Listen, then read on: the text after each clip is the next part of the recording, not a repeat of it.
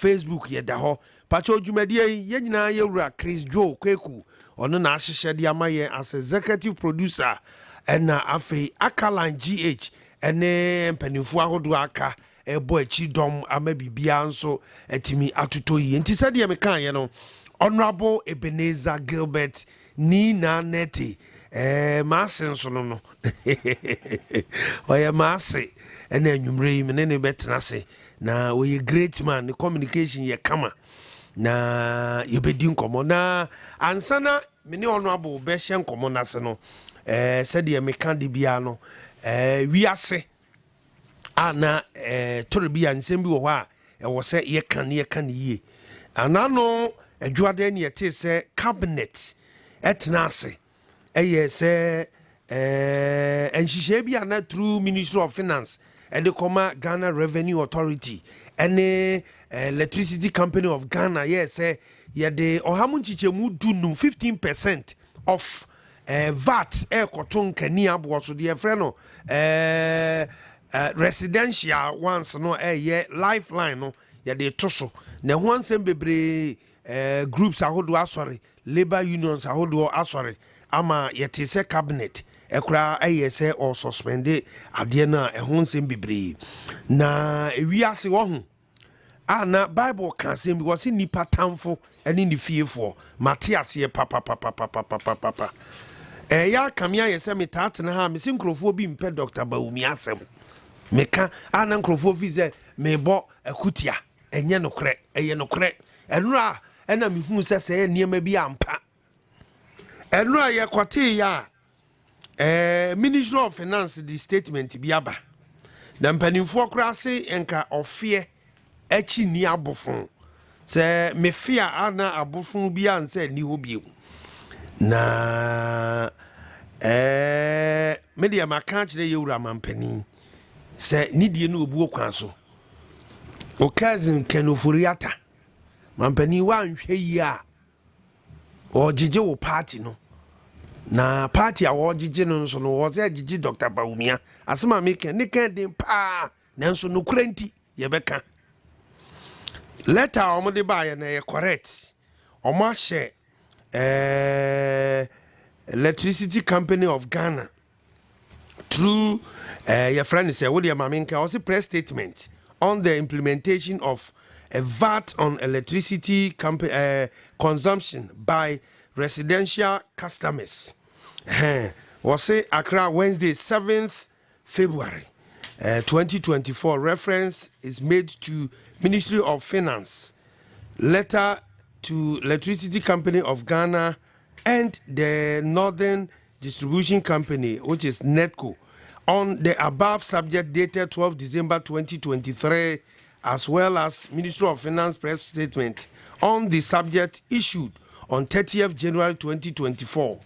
On behalf of the government, Ministry of Finance would like to inform ECG and NETCO to suspend the implementation of VAT directive pending further engage was it here ahakra kamibu yefuno was a directive pending further engagement with stakeholders include organized labor and the to aso nyina na ade we yempe whether say money hwan koye ayi state engagement whatever yempe yewura finance minister yesre Ghana for say 15% tax na mo pesa mo de to ayi residential lifeline electricity yempe time ni ewo mu ni nye ye nyina ye national organizer say party ni position say yemfo aso enti me pacho labor union for organized labor any whatever say Ministry of Finance kan kire mo say omo ni mu be ye further engagement was adion mo obi anko omo nse so omo nkrofo metena o mamo nko time ni ewo mu ni nyo yewura kenoforiata time ni ewo mu ni nye yesrew enu akra ma hu wo UPS ho minim de enti awama finance minister minim de enti anwa wama ese wada time ni ewo mu ni nye enti TUC for labor unions ahodo trade unions group tag guta ne hwan Mr. Obemo Ministry of Finance for the letter bram so omuni mu hia wo saa de we hu a mamu nhia wo mo Ghana for se time ne nye yempene so mampani a wo ba ye friend Dr. Mahmoud Bawumia ase wo vision na nura wo kasa ye sabi tafrache ya se wo wie ye kura no eno obi na ka se animal kingdom no kura na omani agi se se ne pa bi beba sabi tafrache mpo omani agi wi ase nyina ani agi MPP sabi fo atamfo kura nura na omani agi MPP atamfo kura nura na omani agi se okunini bi akasa enti yewura kanoforiata yesre me yensem twroni a metena afidie we so obi a watie me bia be ye me dance ni se ebra 80 ministers sata no abu ni wonti wonka ho there be 80 MPs e kan se omompew yenyu adi with immediate effect yes our government business be a beba parliament no omom participate no metena afidie we so de bia metena bia na me support o se oh yewura ken munya botrema no ma support wa defenders kwan bebre so ba yewura ba bia afani ma keka kono de wa ma di ho ya wa ma ayeme yase me defend o yempe consultation bi yempe eno ano no masem tia wa no se mampani so once san no betena hwa ba mampani yesre ye wo February mu March April May June July August ebedru August na finance minister we da so te wode ya niam be ha adwene o yewura akufu ado ye pa chaw sesan kakra na sesan edin sakra kakra ene ayi confidence beba eno Dr. Bawumia de na asem tu dwape look at the way our confidence abba party nim ebra last week was here in sakra kakra municipal chief executive bi mu the way our confidence kakra nso asaba anu tie wura finance minister mpacho se mampani se won yiwu a wo de wa no wabre eyeje wa home kakra me wo fa no wonim se me feel unsu feel me ba wo fa ba bia ne me keka ko no de sisi anya feeling asem de pe power eni ti dia wo ye e de abufu kankan ne abufu hyew na ebre Ghana fo bi ye pacho ye wo fa enti me bo labor unions no kokko any other institutions no Ministry of Finance and I'm afraid you kwabra answer PRO or Ministry of Finance. Utimu sadie we they are not happy. Then so word your country them say honorable or say power for or say above whatever or you should word be. Just say abasa kesi be a mu oduo boss. Order from above. And your man be work say PRO kura no nya we e de amane so kokan na me frɛ no was minu anya botre we ya make kai wo tie. Babo ni din obenya asem ba mebo because ba bia aduru no boss eno ahwe de esi wo UPSC ye ne abre pepa wo nti yewura kan yesraw we de o mama numi hu se me defend o no kora de meka wa mama numi hu pa se me defend o de wo ye ne de enti yesra labor union for o de letter bra mu si e be hia ase be ye consultation whatever mamu nhia wo mo no mo ye mema o pa o mo nka se o ma implement se nka e betrom se Ghana ye o mo de a Mawie eno ano no ono abu napo majo okay ba me nchia ono abu napo machia no enka me bansem bisu ba to de eye se next week ono abu mati opoku prempe good evening won to say ye de eno me hu na me man fans but wa ni antomanim but enya hwe wo be se ahia me biom okay pachonti ukọ movement TV a yawo YouTube nsabe kan na fe wasako Facebook nso ewo wontumi online nso live on social media ni nyina mpacho ubetimi do comment aba enam se nde no kasa bebre nu begina Dr. Mahmoud Bawumia kasa anu ntino mema me kasa na ye kakra na mejai ediama honorable na fe yatoa so na before then mama na yadwumaku o maso yasene emi adi dwumadie ebre wo Jaga 4 beaters for eka ho the tunnel launch for nso ka ho seahorse enso eka ho ena afi ekosro krofo pe oja no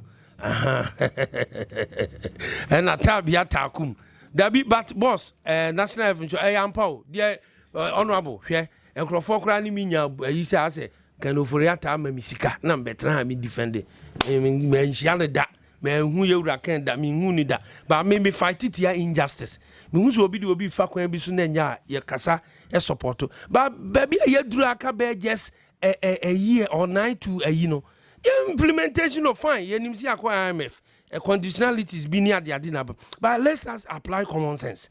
Yeah, apply yes, simple. Common sense. Ni amfa mu ade no. Ya kope power. Wo se ya metu ya Ghana for ya kura ya na ye sa. Ya na ye. Ya nyina ye o. Wo se ade we ba. Eh. Mampani wo de be unye obi amfa no ma. Ono abo wo se asi ayi. Former MP na no wo ayi Marco says be obetimi adi finance minister fa no bra be ye. Fa no bra na Dr. Baumi anso mpe ada se Apostle Poku nyina mfanye running mate anase onfa kokofu si ye pa santini di na yidi a ye ada se ye be fa kokofu ye we Pentecost campaign na Opoku nyina tiawa oh ba kono de ye mfili ba kono de ye mfili nti Opoku nyina anase papa miame wofa no ano no yawie Opoku nyina ene your friend is kokofu Henry Kwabena kokofu Dr. Chusu bako nefa no your running mate ye be wini na mampani won so for asibe ye bo anye minister of finance e be wini e simple eno ano no yawie edin bia ni hobium edin bia matiti bia mienu pe eno ano ma ho abium ofa ya du tuma ha ya onu su wombi ombe lobby but me tempo say nipa mi na mabon kokofu ne Apostle Poku nyina education minister ono ya do tuma you good ono so betimi adi na so free bosom twen ho na chama untumi so free enti ya do tum di running mate na eye mama nchi ya chama untumi chama majo afinchi apa na ho te say enti ono ya do tum so di eye ono free your friend say brema yi na me nye ya enra say otum for 150 years you omo yen oto book wo ho 150,000 enti 150 years 150,000 to 150 years to ayade honorable yaduchu majo yeta wachi say we nya Apostle Poku nyina betimi anya so ono nso we nya kokofu nso betimi anya no ano ne yawie edimiensa we ye presented the ama Dr. Baumia honorable no support to me say ya mfa ma obi oba ba jeje party no hwe mo am fra me no mi ntekura ya mfa ma obi oba tete party ne pasum your party nim MPP ani abre power na mo de on tete ba bi this time there ya ni abre o so far as Dr. Baumia say I have my own vision and ra wa me hu ni vision no doc ya funa wo Dr. Baumia nyame baby a say ya funu no bi a wonchira Dr. Baumia enti yesre yewura finance minister woni amani bi wo ho a apem wo de mame mfansi ya honorable Gilbert Majo Oteng honorable mejo so afinshi apa afen ko betu yen first time in this studio afen no wura ha sir what it is Adam about but I feel we have make on show way so yeah no be there this is the first time about ni adwuma correct but enfifrate me manya buy so the my baba eno anu no say masin so no afi dey be boy adwuma ye be boy adwuma because e be say kwan bia so no etumi break 8 no yes na Ghana etumi fan into my pie then efra eno anu no enti you see dey aba eno anu no aba no official akwa aba yeah me but on constituency to say nyame adom just as unimno in this on the 2nd of December and I call your parliamentary primaries I have sitting members of parliament so when it comes to Ablekuma Central I think say everything is going on well as expected. I've realized informed say the candidate elect and I'm now all introducing who and I hope so the party executives also putting mechanisms in place to ensure say you be share ejumasi na to make sure say you seats akwa the NDC for honor you be inside Ebeka seat because we really need a representative in parliament. Try a new B. Obesi mo anan. Because and now me can say since 2021 so far as I am concerned, and the good people of Ablukman is concerned, you need to be represented here our parliament. Oh yes. But MP. So far as you're concerned, we don't have anybody because more as a party or I'm talking about the constituency in general. Because I said we know Obia. Oh, but on record there's an MP there. Na me catch you say. But minimum. Ye here a representative in parliament. Okay. Ye mpesa be MP or parliament now I call hide behind your friend is saying or a backbencher. Yeah, I was a backbencher. But when you look at Nyama a year within 4 years now, and be compare now, you can, that's why I say we don't have a new behind our parliament. Because pillar. Ablekuma Central MP. Why are not in a new pillar our parliament? MP. That's a vote of proceedings. That's a mistake. I want to demo. Or no, I said to me, sorry.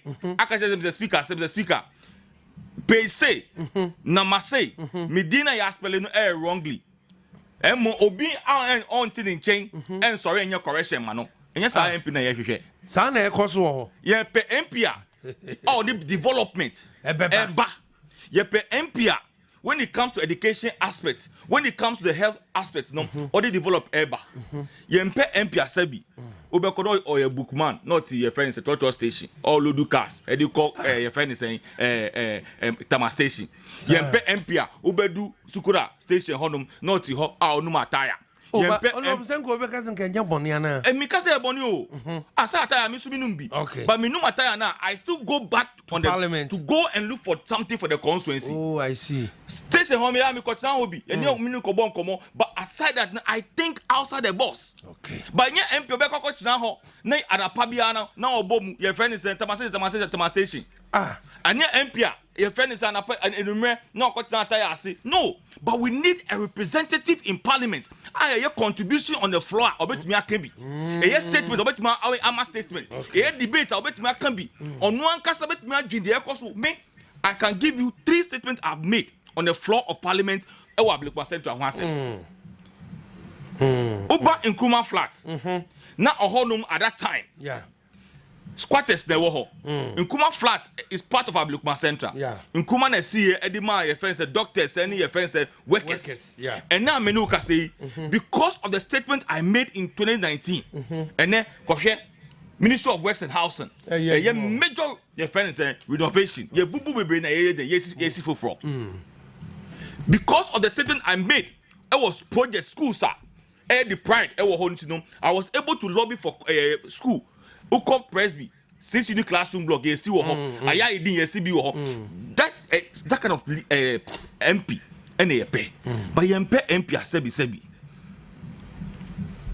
Ochina on my tire, no pie, Tama Station, Tama Station, Parliament. Okay, I do obey me a pie. Oh, pie the yes, but or pay your uncle parliament. No, for me being back on no. So I know that definitely no come on the 7th of December. And I said November. Dates we are easy ever set, we reclaim that Ablukman Central seat for the MPP. Okay.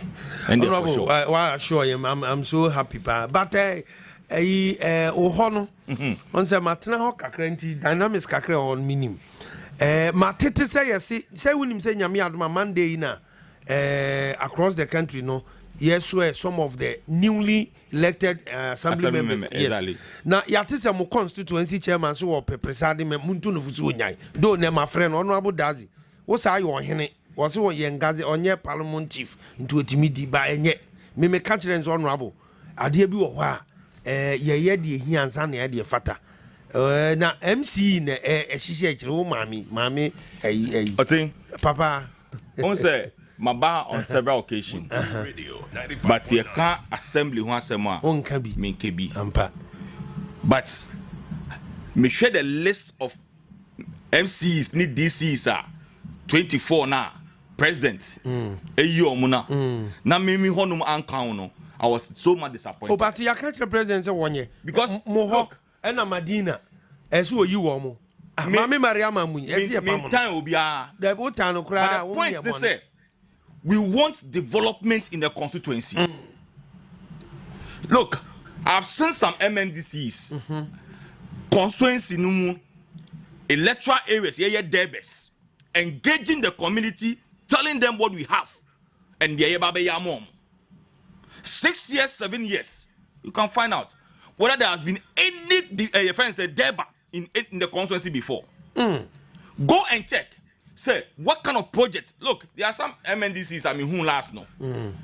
Domiko Abenya. Yeah, I saw the development going on, but yes, still. Yeah, you know. Oko Kumo. Patrick. Yes, still.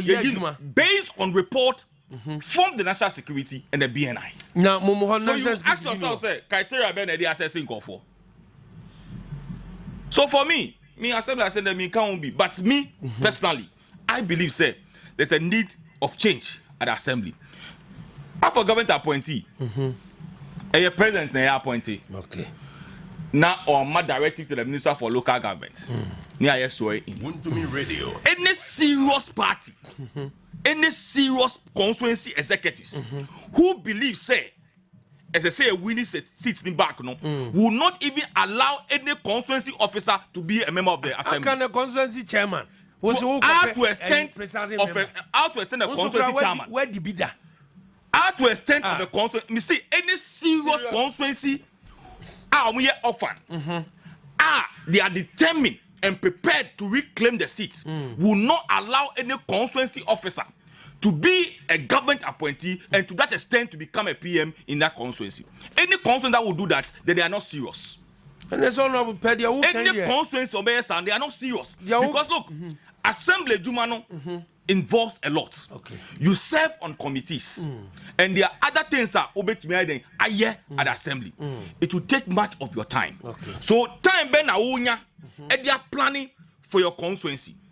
So if you are a chairman and you are going for a government appointee to become a presiding member, how are you going to plan for the constituency? And you see also answer your hine. So nipa ba or your constituency chairman. You toss me no or person PM. You toss me or answer your hine. Until every weekend no akọ nukrom or gunsa. No about Monday to no akọ assembly office. No akọ town as a PM. So what time is it going to take the candidates who want to do the campaign? And today na say party no more. Me. Who can say, but I will call the attention of the executives. And I will be very happy. Say, if they are serious, they want to reclaim the seat now. There's no need to appoint any constituency officer to be a government appointee. But rather, they should identify a very young person and now say, "Penifone war holder that no me left to me alone." Me investigation I'm quite. You see. One longing serving assembly member or Latabia Kwachi electoral area. Something Mutari. No, great guy. This is the second term. The second term. Yes. And to be honest with you, but they say without any apology to any of the assembly members.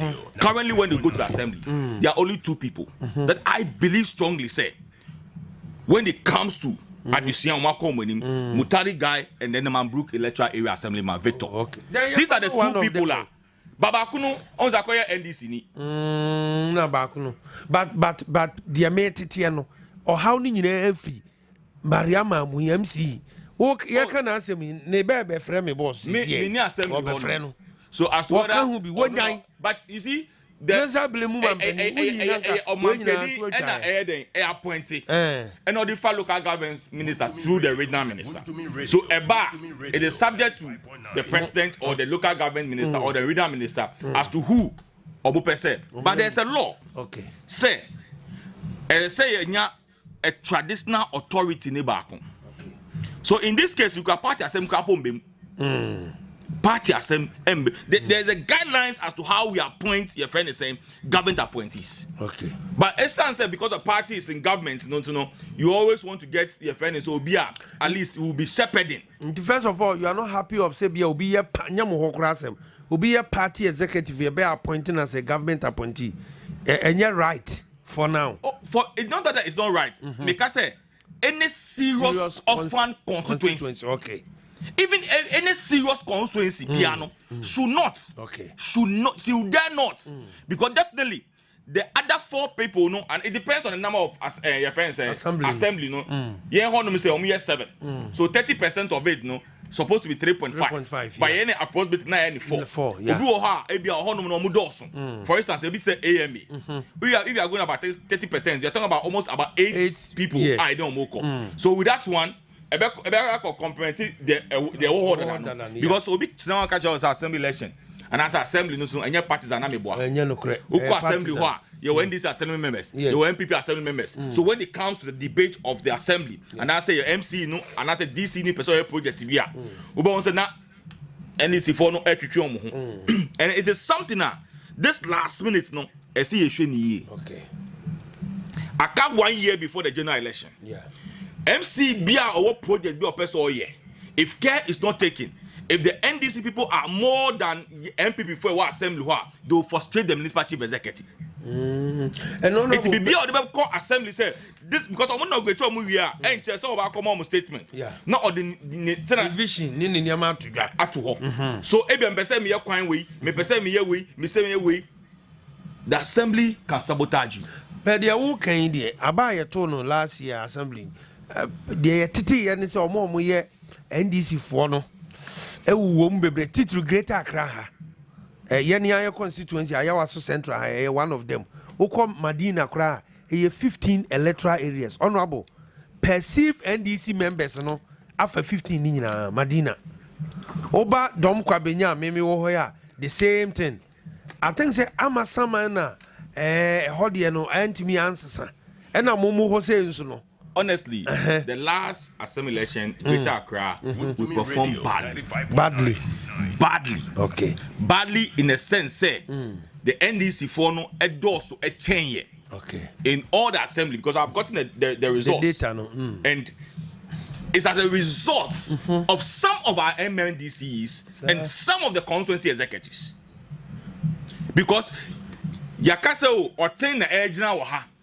Essence any MC no and as a congress executives no be favorites they campaign against the person then this need That's exactly what happened. And you see, unfortunately for us, no, parliamentary primacy we no 2 weeks in a year assembly election. Yeah. So if Oteng we campaign tiame now if we assembly then me opponents no so but here is and because of parliamentary primaries, both sitting and offers. And today our candidates way, the assembly members, candidates way, the assembly members, your MC way, the assembly members. 3. No more. Not editing for the one candidate. So if we have about 5 people in the queue, not 5, you know, omukwa. Watuba kwa mami nya be ma no na tu na aka no no makoto ama producer no so afem yeah because we don't think and we don't plan. And you know all these things happen because of Oteng keke and they be obi ka say but they be obi ka say obi a we do kind untumi ento no that you can say the word can anything eyetina. And they always tell people say look where I have gotten to utami kwa because baby I may do no by the time I will be do hono na ma come in so all ba no na me so be come in so you any obe time me check because I always make sure say I feel good. Okay. So utami kwa and now utami na mfora me TV8 mu eh so no time kwa utami kwa so ya de obedi kwa na e di ma ono am punch pa utami na uto komedo obeba na me ma wo me fufu ni na udi utami kwa uto ri de obedi kwa na e di ma obeba na me kimpiski me di jollof any kelewele radio otambe no wontumi radio yeah minister for your friend is saying sanitation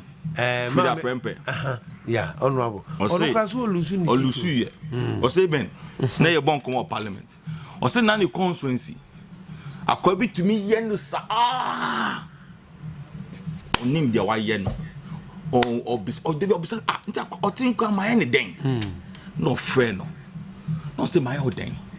or say into me MP media they be saying say me free hwa wo na wo ba bet na ho or see dey be into us internet time no put an say it is here well lose you and you na your candidate or say a minister so what time me kwa ampa what time me timi fie who to be them who rent a class who to me jaka over time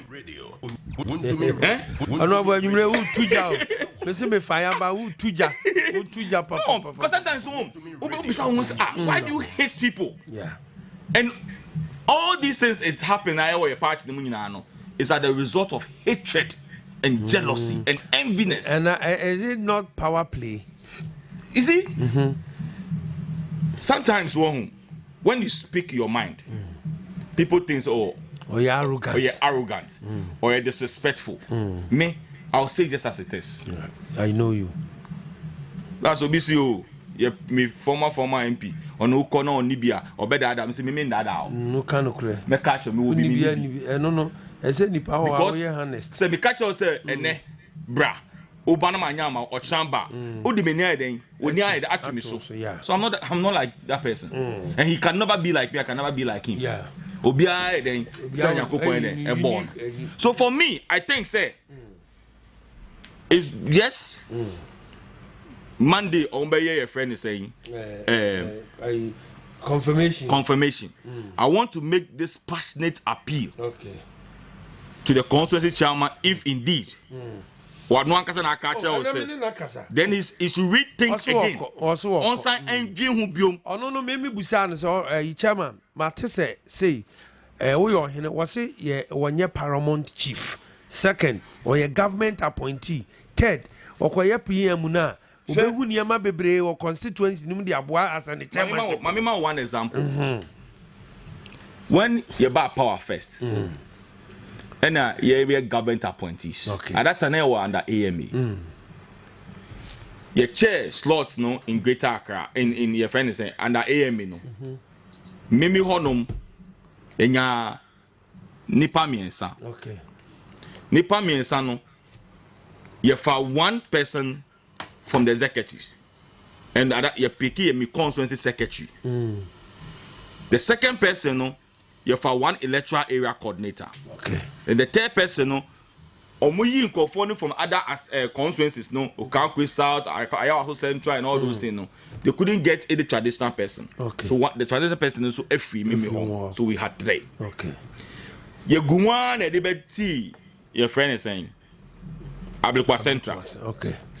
The second swear into a year and say free AMA. Now you can say assembly. Yet now say as an executives. And it's on record. You can call my former constituency chairman so back of Kwandia. No affair former my current constituency secretary. I can give you the list of other executives from. Yet now as executive at a key decision. Say I new assembly no. You re-nominated your constituency secretary currently. Abib Abubakar. Yeah. Ne diako. Ne di list no. Ne di koye. Ye di koye the MC ni say on pe Abib Abubakar. The was is here. Miss MC no wo na or say on pe Abib. So yembra na embe sisa. And at the former chairman no e can say onu sunu the decision in fact we took a decision as executive committee meeting. Na since and on pe dia Monfa. You can ask the regional secretary. You can ask the constituency officers. In fact, this matter even went to Lord Comey. I see. Who's the father of the constituency? Yeah. So we said, okay, let's let it go. So I'll be surprised. Say, at the time, when I was MP, not to say I need MP. I constituency chairman. So what's the direction at which I the constituency echo? How are we going to win the seat? What is going to be our strategy? Your focus is go and look for a PM. You focus on work up a PM. MC Tane Chintinebia or yes, I know. But I think the two guys now go Mudino. Latabia Koshi guy and another electoral area now boy, you know. Mambrook electoral. Two guys in the Omufa Bakunko. Omufa Bakunko and co presenting. Me mon dear. If me assembly me pelate bi akoshi guy no 18 me omuti o obi send message if they omuti me there it is my wish me ma akwan ne fire so they will make a right decision for the sake of the assembly okay because Oteng hwe Ablekuma Central wo ho enye an ordinary assembly na wo ho no okay Nana do can say it is a castle no. Ablekuma Central it is a castle. But because there's no foresight. Okay. Because look, Aboso can alone can give us a lot of revenue to develop Ablekuma Central. Okay. You can find out from the MCE. So since she or buy as an MCE, if you are constructing even your friend is saying 1 meter of drain. Onye. Just you can find out. No, you buy ho, you the cameras bar. Oh, what's why you be? If all the drains in Ablekuma Central were considered by my time. Me na me call before, and I can tell you, Uba baby say baby I wo Adembu electoral area. There are 2 contractors na mo eduma wo ho. A friend is saying Wontumi Radio. JO Insia. And a consultancy that I divided that electoral area into 2. From JT school or main road also up to me fear name. Me road me fear pepe. So from me fear up to JT, all the roads in that area has been done. And I'm fired from Star Filling Station up to Peace Clinic. All that enclave have been done. And I'm a sankofa me meti honum. Eduko baby a free 1+1, the opposite side. All have been done. And I'm far from 1+1 filling station, a friend's barbering shop honum. All the other side has been done. The other baby a car or mimi honum, Eduko, Uko, Nanantoni, Kunchacha honum. That's the only place. I went to me. I went to me. Uba me made the electoral area from Ajivon up to your friend is saying Elimausi. Yeah. That enclave has been done. You honanum cover wire. Baby, now, baby, family about no. Also, I'm feeling it. Also, not quite no. Not Obita classic one no. All those serious. And you can, baby, I need the beans in Agogo. Agogo. Agogo. Who straight? Go straight. Oh, but why Juma? Yamianum, why Gaskia Hono? We see everywhere. It's true. She has no idea as to how those things were done. It's true. Wontumi Radio 95. Oba baby to say man and be a question. Where currently I'm told the MC Niti from Salvation up to your friend is saying Brigade Quarters, all that area, including the former MP who was there for 10 good years. Or no, member your MP. Na me gata woni fie nani. Na me busu. Yes, Okule Norte. Or your MP for 10 good years. Member your MP for 4 years no. Na me gata woni fie ni. Na me kota gusu mano. Why are there? Uba ukoma Brook electoral area. Me koye there ba wo ho. Omu ka che me say. Me ntumi free matter eko me kan che omu say. Me ba be ye honum kwai. Na tete chai ka che omu say. Soko eni map mu. Biso bia otisoko say Soko etisay. Ekwana ofa Salvation echi wona yi. I have all that area. St. Anthony's all that area has been done.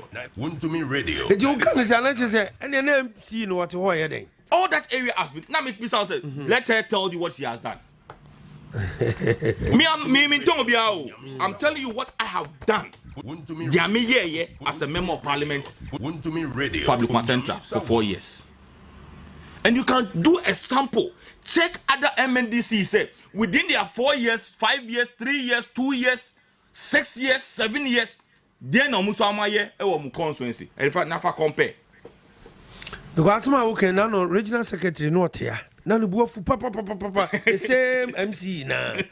The buafu papa kurama ayi ne maami wu ye regional MC say me mama regional secretary abetra head na tem to anko regional secretary maami ayi. E na no so when e ka je o. And some journalist. MC na ka je o sa. Oh last week no ko kan o baby na e farmer so. Oh sa. Say paka maami ayi wonko. Say ne papa sorry. I hire radio yen kan some say nya no kra. And the minim. But sanity. Say about me aka you and I were not there. But we so na me go back. Yes sir. So we say paka be didi na tem. But more serious honorable. Say man hwe yi a na mo ye omo ye niema sa because say see even current PC no legacy bebre ho be gina so de campaign meboa say aha kwan yaye do obeka say party ni so mo din kura MPP bre so ne yaye bi amambru park kwan yaye bi asoku yaye ngwete yaye ha ana nyesa na be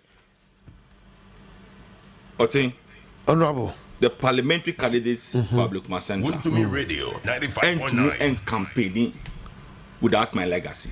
yeah On to me win the seat without my legacy. because why you juma Because based on their maye, Babeka. yeah Because when I was campaigning, me juma na CS grab aye. okay In fact, 2016 me campaign me ko hu sukuro hene. Me ko ho ka chem say ben. Asema we ka cha nyina no, ya sumpa. Na mo be ye juma say CS grab a ene obeche. okay CS grab only 2 years. No year. So if for 2 years, yet me bo obi dimpa. Na say na me ma be di 4 years there. why are they And I can tell you, me mami hoso, I'm not boasting. CS grab by, Hila by first, CS grab by, Okuli by, the child by. Na me the 5th member of parliament. Nya mami ye 4 years. Who do compare or mudi na and do me life no be boy tete child life no be boy and do me no madam for party. In fact, the child even did better than even Okulu Note. Sir, I'm telling you. I see. As you tell Okudu no way in America. But my can be bin show. To the time you soon ni health fund. At the started clinic be okay. e wo tankase line. The second term one to aso. Okay. Enti me buy no. Because apart from Kolibu e ben ye. As I said to me again, a bomb more than so I use but me drink chiro me say baumia. We think outside the box. Okay. Me say look, me health fund about once a year. Okay. 30,000, 40,000 and to me nyashi. Then I me to me aye. Me identify penny for constituency where me feel say they can help. And my main fact when you so that mean die chief of staff as okay. Ye bubu clinic na the child ye no e watankas line no. Ye bubu ni na to window level and e be e di extend pillars no. And now me no ka say ya wall is almost about your friend is saying 5 acres of your friend's land. Ya wall me real hospital no me wa 45 beds e wo mu 45. Sir. Upa. Say you organize say you downfall. Jones. Bisano.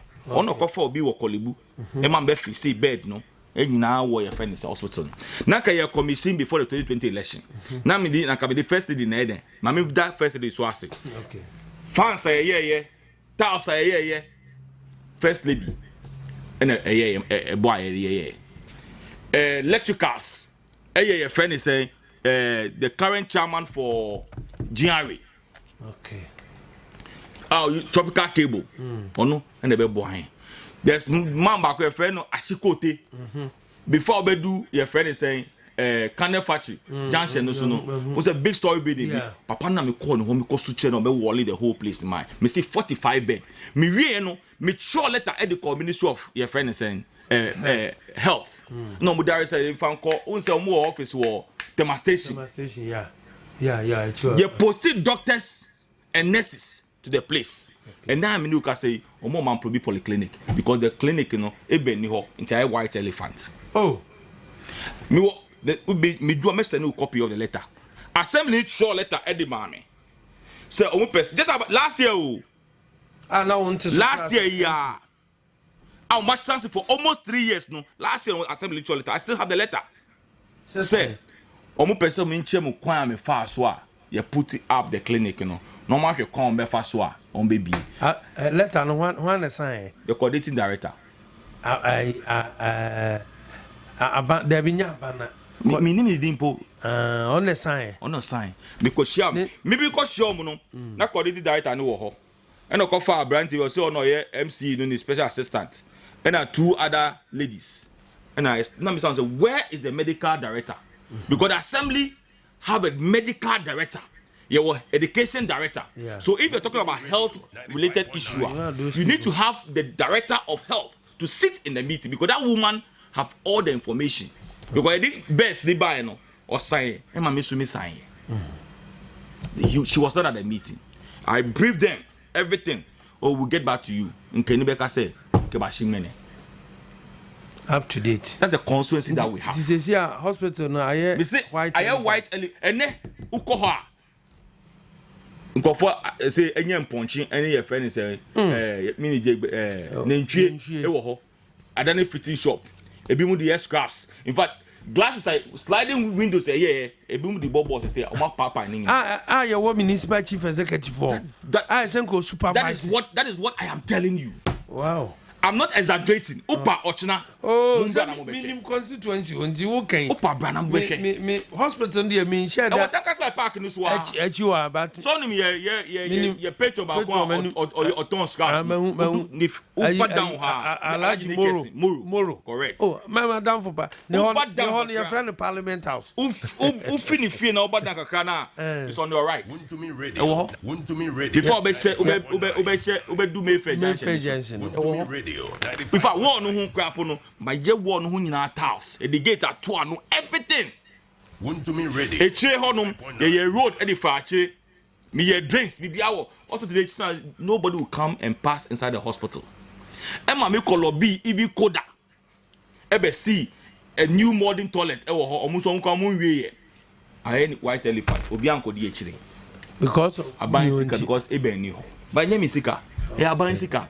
Nyonyam hye e di ma your friend is saying aban no any assembly no ana me boa sanity Sukura market Mikolobi e word koda allocation we here was 500,000. I'm going to Jerry say this kind of 500,000 to me do bibia ye shortcutting assembly ko yi omu from baby omu wono e dey bia Sukura kwan no so and e be shortcutting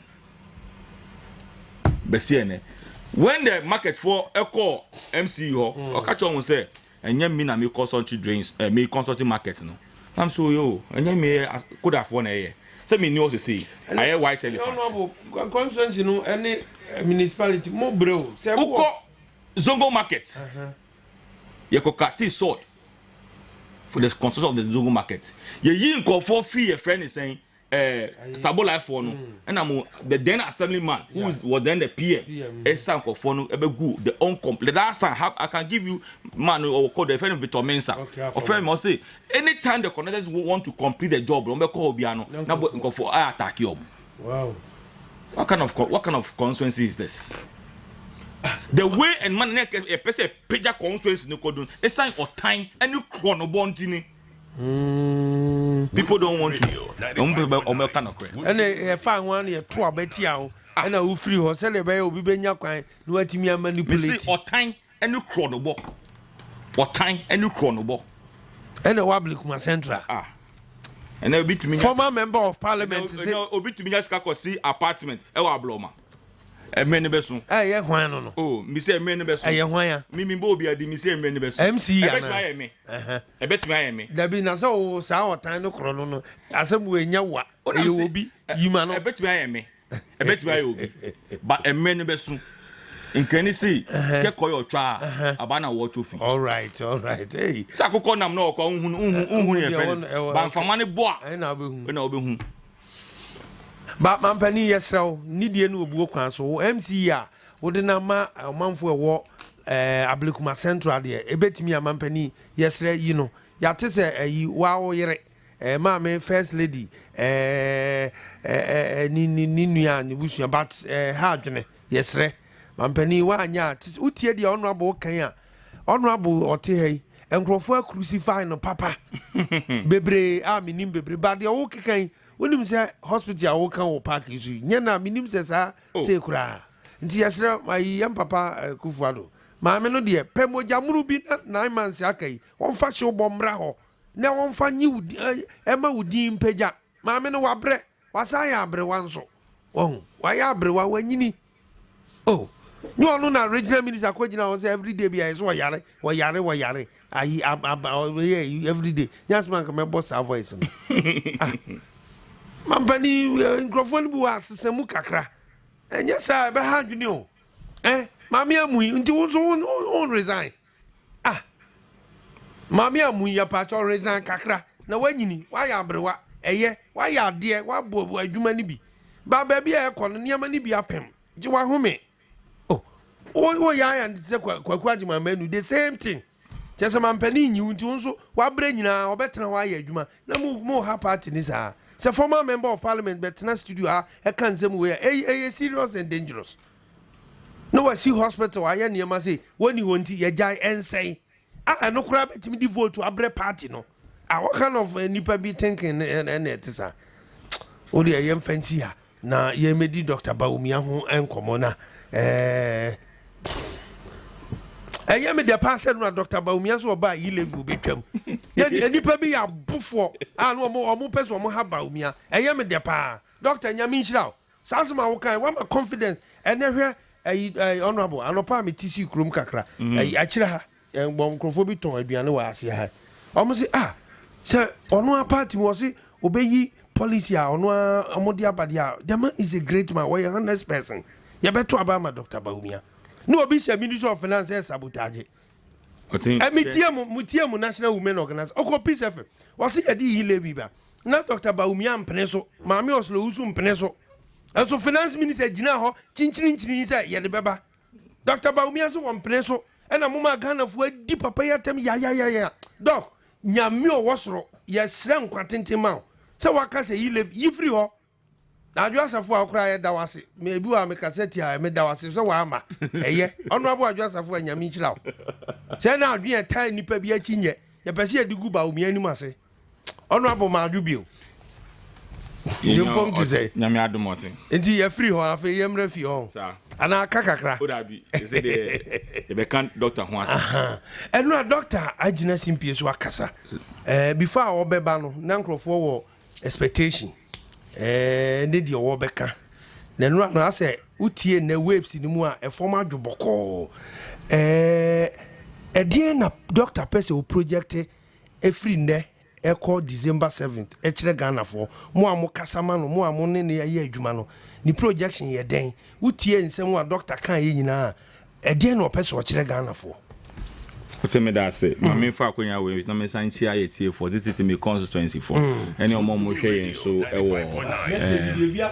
ewo your friend is saying if it is ye ni sa ankomo na ekina no abeka ba obi ho asem da bi ye nya ni sa me boss mpene Enra was proud to Baumia the policy statement and now the betu dwano for the past 1 week na ye hu ye bon de ro need to ya ye ka communication team no no ye call radio so ye call TV so and then social media ni na no na ye ka ho asem na ye ka che Ghana for say 8 months ago and e ko yi John Mahama 3-4 months ago and ekoyi Dr. Mahmoud Baumia na nyame adom a wokwada nra no one nya de esine ni so nya Ghana for the 2 minimum no yes yo gidie wo nyame mu se Ghana for the 2 minimum ma no nya ono so be den ebe pese obeye na on se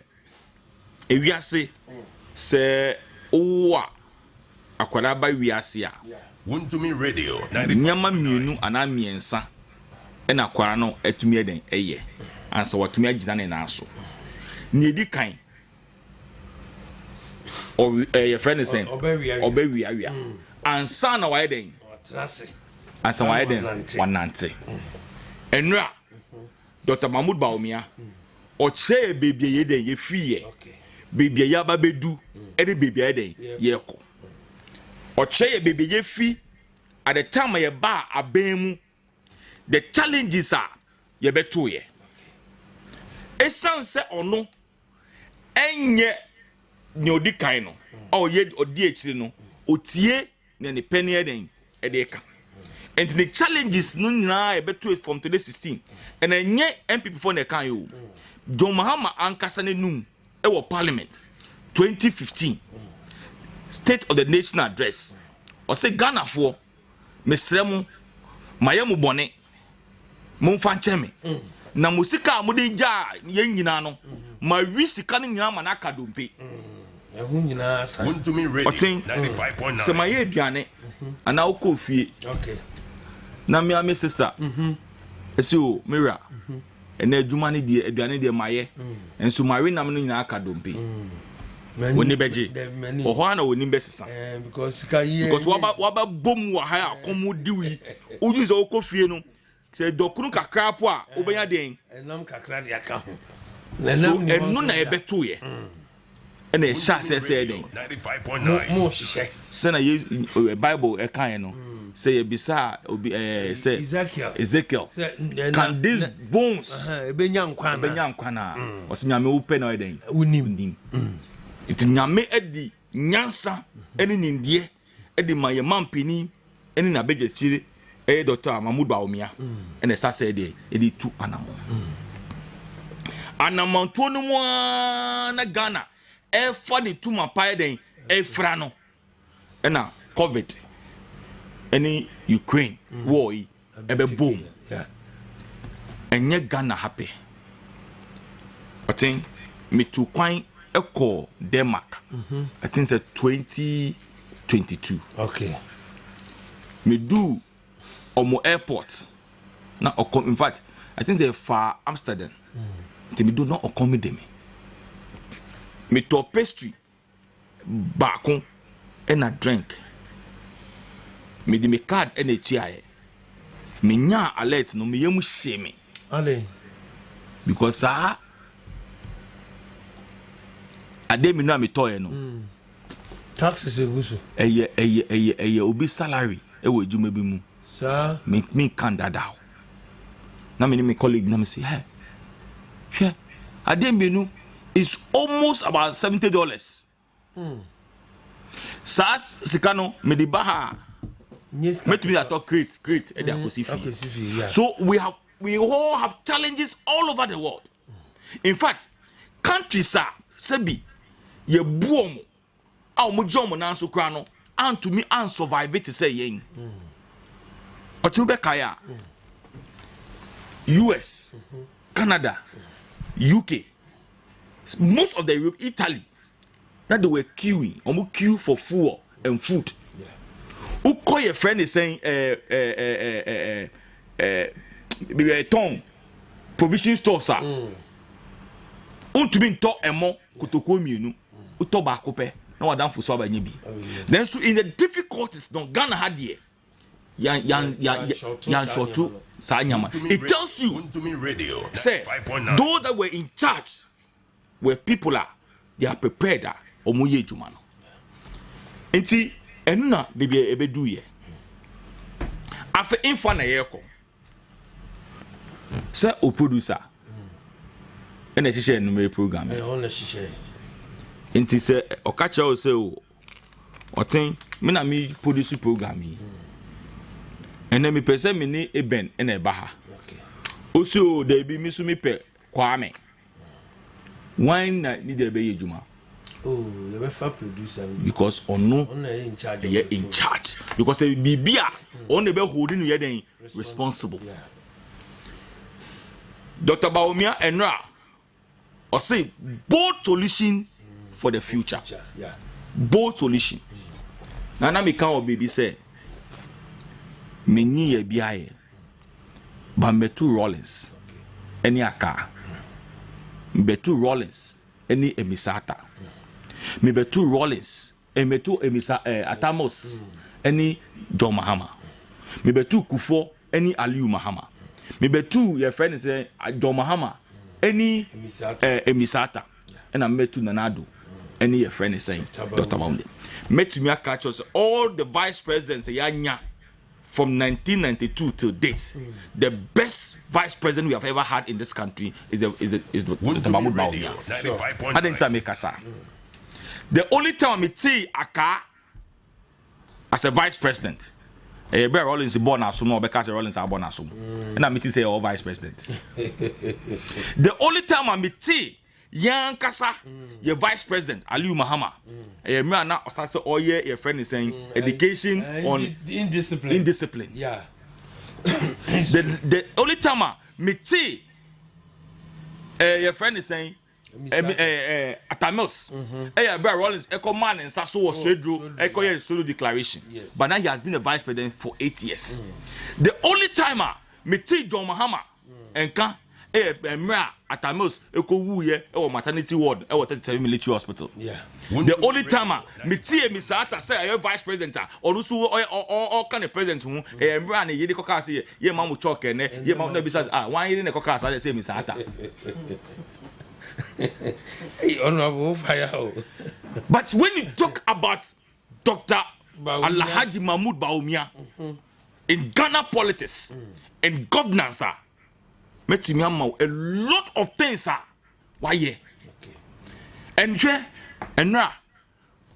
before Ubeba UPSC Honor, any after Ube who say I share Ghana no. Kuma ye din. Everybody everybody want to go and listen to wisdom. Because Oksomu say or kasa. Obiani mi say mapa we obe kase. Bibi pebi eden ebe fi mu aba. And to say John Mahama. Or still 24-hour economy. Onam na so bi ni yiri ekun a. O say nyame adom to baba me a. Me make sure say bema bia MPA after 8 oni ni ehye fie say na be to kwamba. And look at 24-hour economy. But just tell me, Muhammad since you let no, asamba kwa waka. First, obeka about say oba obehwe kwan be fa so a school placement because dan kola go go independent square. So parents were complaining. Obeka ho asem. By no any policy. Ko ba ebiom na no. Osi wa T Black Star team fufu ono ye coach. Julius Debra, Asuden Ketia, Ayune Dusu. And on the Omwati team. Okay. So Okochiana say or Ghana for a company about Bibia. Then you come and say so maybe I may say he has not come out clearly with any policy. Yami Aduma Oba or the bet me aye. Muti hai. Mubosa up to 12 and I'm a boy. Adichi. You bought 24 hours. Until we get 24 hours. Yeah. Maybe sorry you will be but we also be boy to 12 no be advert mo be oh yeah. But me say papa bit to watch you police headquarters here. Oh can you we ka. Rockstone. Oh nya so call her 24 hours. Enya we. Koseka mu haya. Tiptoe boys. Nkofo enume 12 o'clock upa obenya phone ato. Na say pharmacy e wo kwabenya nyina dodo na so me bisa me who say the 24-hour economy na John Mahama say oba be no which of the sector of the economy anano ayi asiedun katia ko Asante region no o kire mu say ye say bebo ama anadwo nkania atisenke ye wo ha ya so nkania we no se ye na nadwo se nkania no be ba form ne yatimi aye adwuma ne ye cost above ne thinking no nti on metic because no so mamu we say and I got prepaid I be just 50 account na how are you going to identify consumption no e betimi aba form how is you going to identify on 24-hour economy no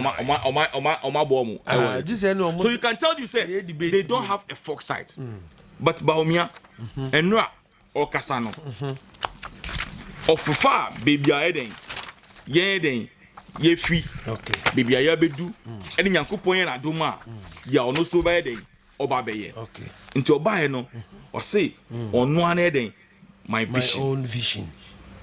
own vision enye present a vision obia e woni vision yeah obi feel say this is next year and so worry obekai yeah 2008 2012 2016 campaign na na do so nyankopon na do no be president a obe free education ana me boa yeah okay sir NDC for e ka say you be free education this is 20 years time yeah on records asidi kotia e be kan say ye free education a e be man nyawa bebre de esisi so on vision yeah I say Nkrumah or say independent now. Yeah. So obiane ni vision.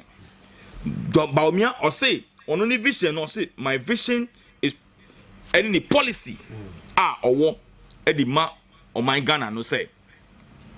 Or per se or making sure say nyobe say 20 ye to me then and making sure say ye juma e Ghana ha. Or can be about the economy. Or can be about our natural resources. Or can be about sports. Or can be about corruption. And Mami started with the corruption. Or say, Nyami I don't know be a president. Nyabe to me amano amanage corruption. Katasise any project, any chrono in our various sectors, no. Or say that is how you wear copy palace. So interface of Sekajieno Embasso. It is at the end of 1,000. No catch me say, oh, so you know your friend is saying 500. Now mami 200 factory and now. Sa Sekano Ebeko back to government chest. Emba who say.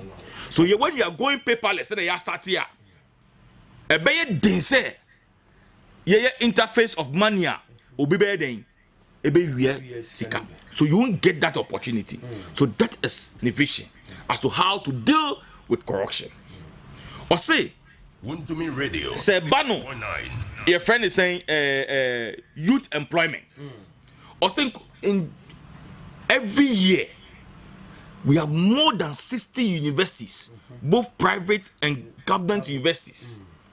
The number of people on movie every year is close to about 200,000 to 300,000 on movie. Let's averagely, let's assume say Nipa 5,000 in a year in every university. Multiply by the number of universities I war. Each number. So it's going to partner the private sector.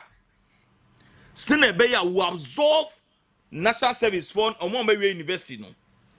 Now me say oh me want me third year, me want me come me final year.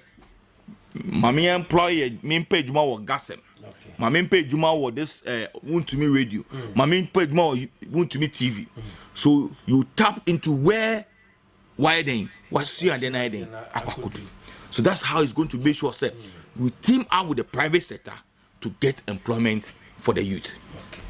So Ocean Division now those one are I believe strongly say say building Ghana party the best person or be to me the aboye in this time and the vice president or say or can be about corruption say yeah interface yeah sika na free hono say no to me called Ford and I'm boy they be to me and they be make say look it's on record to me and about corruption in this country. Now the best for politician I'll bring about me adiabo and no crash or kind was it when you're corrupt no one you're corrupt and he was so bold to tell you see so be to me John say a serious statement you're corrupt he tells you say he knows what he's talking about and then so me tie waves and will be answer and say oh papa obwa no Obient me and challenge. I've listened to a lot of radio stations. I've monitored even the NDC stations. All the issues that Omukano, no more can you levy, no more can tax about ECGD, but the substance of the NRA policy, no, they can't talk about. I'm at a enche wadam for John. Obey media encounter. Me bumpers or mummy invitation be. My first question, maybe Mira, oh you're corrupt and now when you're corrupt. Maybe Busano. Question maybe Sajo Mama no. It's Osha maybe Sano. Or say on your corrupt because it's on record say we have had a vice president. I was a president. Yedi katasi say any project then aforon. Yeah. To extend say even his own president. Or say me small. Kona kodi an ye pese to plane. Into the airbus no kode kodi ho adwuma. Obaye no ni papa say Oteng dey we akoto edie. Asemo ho. I say obi a man dey chop money and oba fie hu say nya and then so say akosia we die o dey asimeni so. Why are editing with scanning? John mama say atamas John we die o dey awomeni. Any Ghana for into yen hwehwe. Okay. Just as Baumel was able to tell us yesterday, and now by this side, so on your corrupts, no. Mahama was this same question was put before him. On BBC. BBC. Yeah. I say, are you corrupt? Or say as a human being, but me host can be free say the same person wakasa on a dead goat. The so called or kind of who said he was then interview a goat Oh, okay. Because also a dead goat. I see. But how can I put a question to you? Say, Oteng, We are corrupt. we are corrupt. Yes, no. Exactly. But all because as a person or as a president. And so now And he could not even answer when he was even explained to him. Yes, he could not even answer. Oteng, honorable. Bold decision taken by your friends and vice president. Look, it is not easy. Say you are part of a government. Nanyama idia tutututu kwime so. Now what out? I can say yes. In as much as I am part of this government, when I get the opportunity, ECG 15%, mission levy, ye levy, way levy. Or say if it continue to be on the desk, me ye fi ho. Cancer say no msi papa. Or say me ye fi ho. Yeah, we no kwafo papa. It tells you say otie the cry of the people in this country. Yeah. Only me say me constituency is one of the biggest business community in the country. To me new policy and I'm so happy. For we mu the minimum magazine no cash for the minimum. But me who also come for me family chairman kasai. Me most of the executives ni omo crab on komo. Canteen akonta ampedusia mo. Me hu omo nyina me hu bebre ho. Na me MP. Now every Wednesday omo executive meeting me ni omo koshia. Okay. One of the things they complain, and recently, in fact just about a week ago, now Madam Fobi so peka. So we were looking at it what your friend is saying, this social media as well. And I was chatting with one person on no car. Okay. And the price of the car now or the mine. Now me first say a stolen car. So me forwarded na mano the Madam for no came pa. One of us honorable. The guy is not here. It's Nigeria. I'm saying really. I say, for Nigeria there, cars cheap. But obey because car no can any bono. Now be believe say Ghana anka make us wako and I be any one accent the pan or turn at that price. Because on the normal circumstances no, want to be talk sa car no sa price. But because a friend is saying how do you call it? Outside country we need to know cheap because no duty no den e form. Jen hadom no duty no den now or say spare parts or baba any flat rates e dey amamu nyina. And say okra engine say Benz engine articulator engine way engine na say 20-footer container mu a so obi a 20,000 obi a 20,000 into so woko now koto nyama miensa na the same container na the bar the same thing na obabetia so obi su koto expensive nyama or the same na the bar the same, so it will make a lot of people to pay your friends the duty and the chief mu no ebejai. And that's the cry of the friend is saying the business community. And then now any Matia your sense your friend a good president, Mr. Doctor. And he was so happy. Say doctor Nyamiya na dom no wini. Not this policy no and to me then. And ube kaya I think the 2017 or 2018 budget. Not import duty. Ye free so that the Uber parliament I was jubilating because that's the concern of our people. I also come for the next day me share but you know one thing, doctor before even coming to make this statement has met the business community. Stakeholders engagement. Abiso no makasa abiso mo challenges. And that is one thing I was so happy about it. Then about how he's going to partner faith-based organization when it comes to education. Or say education or the faith-based religious bodies no ebe boom na ya peja adisia ya pejani yi. Most of the schools are secondary schools say no. Bebrenano enye your friend is saying aban. Bebrena was started by faith-based organization. Say nye Anglican na ye Presby, and ye Presby Methodist, and ye Methodist. So we have these churches almost 30. Sir, honorable, but they even okay. You're right. Wow, offer Tony Edu. Yatese or the statement being swaba. A fan right doctor and common. Or say NDC had no one to match Dr. Baumia. Dr. Tony Edu. Story no cry. We Ghana we bafa. Any yenso by a high yenso da. Indeed, so no back can we ya. Say, ye can't Tony Edua. You'll be a what been where you're been for. No, I quite remember say those time GTV for pen will be what to say in Wabahay, maybe Ankaba, the Abayo na Pewa, or catch them say, you people, you are not serious. Oh, yeah, Kwaku Kwatin, be those that Kwaku Kwatin was a spokesperson, finance for government. Or then you share things there, stage and YB. I say, no, you people, you are not serious. Monkey play by sizes. Oh, yes. Or say, when it comes to governance, when it comes to security, and you see one thing about him, he speaks the truth. Yes. I think the last time he also made a statement about the NDC. Say when they also MP before you call your Congress, yeah, we come out with ideas.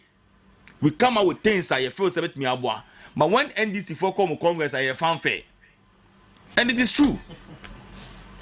So such a person no or cannot cry. So Oteng, Sana by second run. Schools be na ye wono.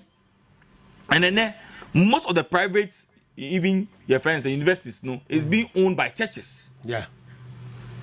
Pentecost, Mobi, and Amibwa. Oh, baby. Presby, ye will be.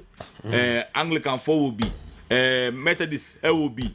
SDA 4, will be. Almost all the known churches, and even this corresponding church central will be. Your friend is saying, Ajinasari, or everybody have. Is going to partner them because a buying quiet then. To me then. Yeah. Also, when it comes to infrastructure, a road network, any schools building, any other one, no so about the partner, the private sector. Now yeah PPP. Now what to me then private me usika. Now we see. Now what they with their ma or mine now where they what you seek So these are some of the things the vice president. See, these are the bold solution for the future. Await Ghana come on the 7th of January 2025. I bet me a pager or mine. Edia kodi pempensua. Ye nyina ejidi say. As I say to me free your friend is saying the situation that we find ourselves. Say near to me the golden age of business. That is what he wants to do. Then he talks about your natural resources. How are you mismanaging your natural resources? I think Honorable Ghana ha Nyame Israel papa. Yeah. And now when he was mentioning where we gold. So gold I walk from western region out to the northern region. And then I may catch a man that may down for me former colleague Cabo. I say, Cabo. Until now, who go to our constituency?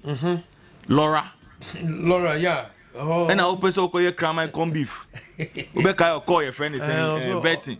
Also, person your connect beef. But now your crime and yeah. Wontumi ready. And a yes. So the northern sector have gold. Yeah. Southern sector gold. So it tells you how Nano Newton your friend saying Winneba. Yeah.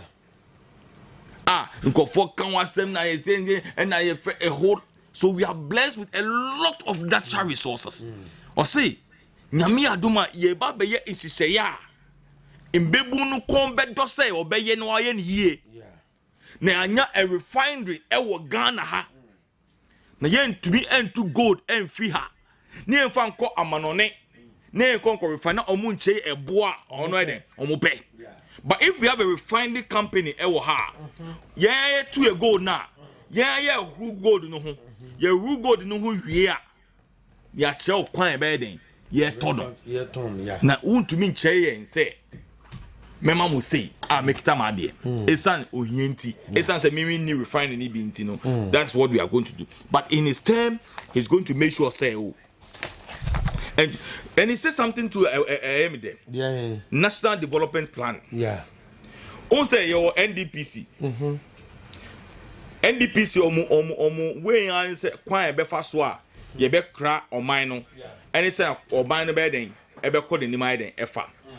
Unfortunately, Esan say every political party comes out with its own manifesto intino. Obiara ba meye we na ebia de obia start no ye mfa nya ejuma na ye de eden ye di ye friend is saying obia de ni manifesto obia de ejuma. But he saying going forward na me na duma everybody's manifesto no should be centered on the plan. NDP say eden ediba nti ba ye blueprint a ye nyina ye be nam so na make sure say oh your friend is saying nya ye nyina ye no ye den edi aboan. So say your NDPC plan say as I said within 10-15 years plan I said to me see 20 schools it should be reflected in a manifesto of a political party who is serious say or per se or do minus. So this is what he believes a bit to me here. Then he also talk about sports, tourism and creative art. And then now wait to mechi. So create savoir na. Me hu omo na me hu so omo bo omo nsem. Me hu omo ne ayi kachire kwa me apia mo. Any other entertainment for me. With sports as a maja mu nyina bae.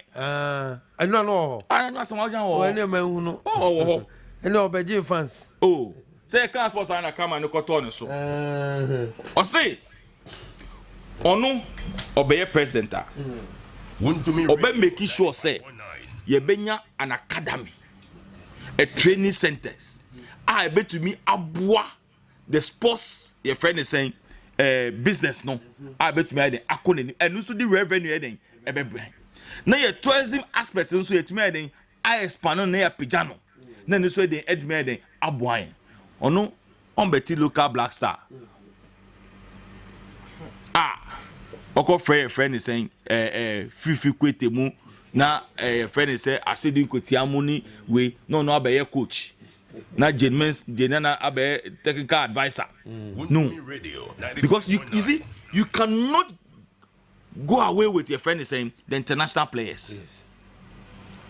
Na say Europe crap no omo local team wo Argentina omo team and some omo for ebimbo other countries. Yeah, it's not necessarily we can say we are come to do homegrown your friend is saying local blasters. Then it's not possible until we be blast until next year. Perish my thoughts. That's a John Mama ba that's a party kudus mu it's omo mbobo ni bi say na John Mama pa cha omo no. Also no can asem no explaining no o ka to us akeke nti ama so mama episode ye nyina cha say kudus at least o tie nim kakra wo Ivory Coast o so o mani bo blaster biom ono at ni team wa show mo red black blue green and your friends and just say no and no do be your juma baba omia is saying say with ono there he's not doing that. But rather no, say infrastructure for the sports fraternity. Now bet to be and he set it on football, on basketball, on your friend is table tennis and all those aspects. Or say to also making sure say we develop our women football as well. Then when it comes to the film industry, and I said the entertainment industry, so there's a support. I bet to me there are more. I bet to a pager. And now make it a secret say, and yeah we are a bentino. Now no ko Chewa part 1 to 11. We dey an Chewa part 1 to 40. Because you see there's a difference between your friend is saying the John Mahama and Mr. John Mahama Atamos administration and even Nanado and then Baumia's administration. That is why he said, yes, I'm part of it. But this is my own vision. This is what I believe, say, when opportunity is given to me, I met to me, yeah. So mine is different from your friend is saying. And I send you on the president. Me papa dear. Yeah. Because say me papa ajami japa dear. Into part me say, Oteng. So be wo how bet me aka say ne papa wo yere be say 10. Into papa worry 10, into be worry 10. There be enyen sa. Na me catch obi say look, obi so na Solomon kwa no wo yere say. No am say kind Bible na be say na ne wie yes e ko ba ne sen. Yeah. No crepa. Baby no na yama no. But the end result of it affected him. Yeah. So if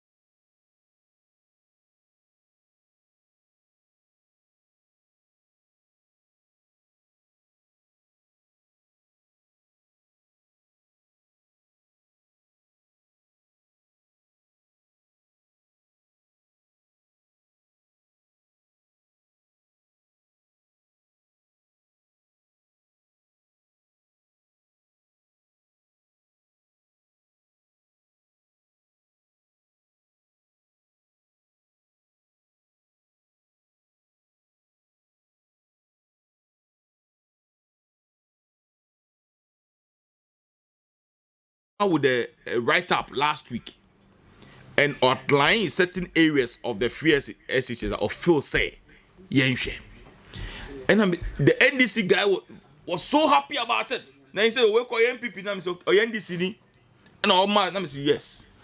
Papa, we can never be an NDC person because as some wakano, wakanyans asem. Yeah.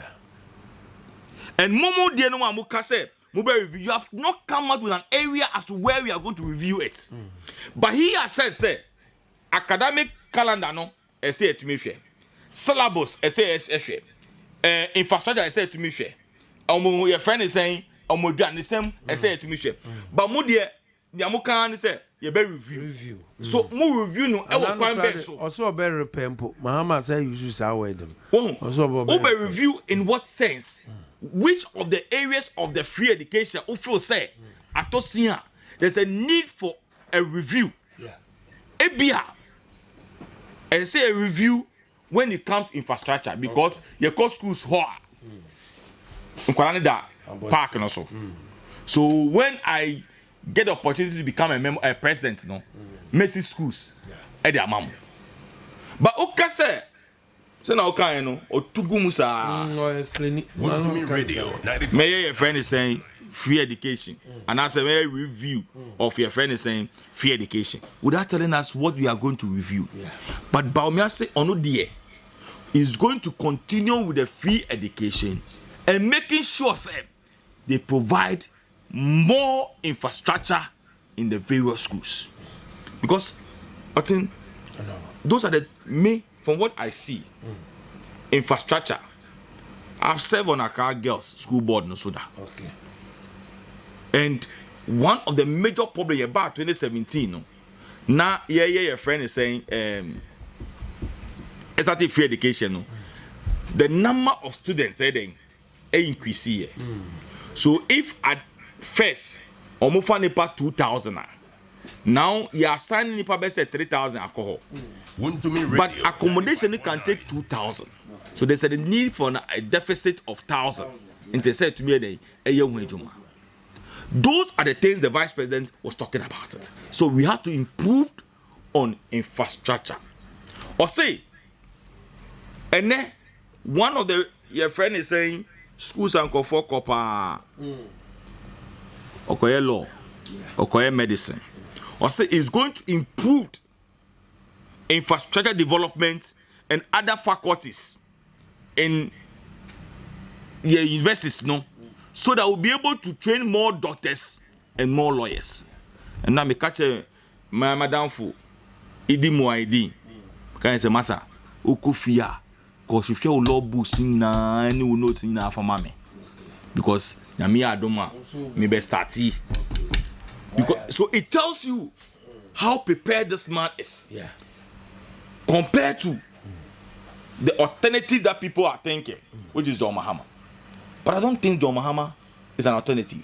You don't say, yeah, so for no, Omun Kasa, Omun person who be for say politics. But sometimes you make mention catch us, Ben, Charlie, when you mujuma because John Mahama is not an alternative.